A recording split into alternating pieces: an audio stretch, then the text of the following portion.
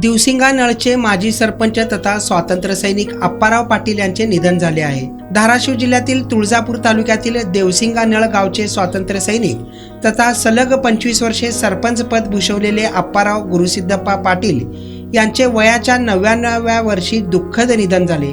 त्यांनी देशाला स्वातंत्र्य मिळवून देण्याच्या स्वातंत्र्य लढ्यात आपला सहभाग नोंदविला होता। ते सलग 25 वर्षे सरपंचपद भूषविणारे तुळजापूर तालुक्यातील एकमेव सरपंच होते।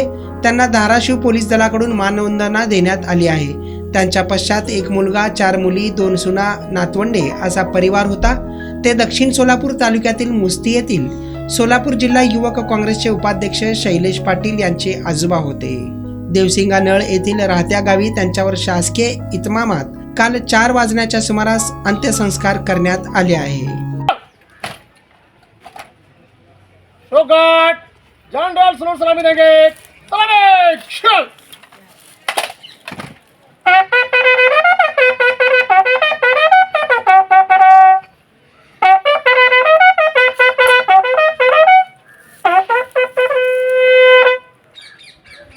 शोगाट बाजू चल। शोगाट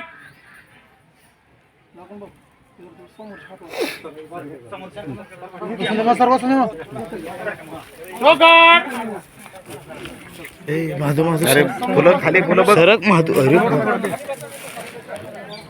शोगाट खड़े खड़े एक साल भर पेश कर फायर फिर भर पेश कर फायर फिर भर पेश कर फायर शोगाट खाली कर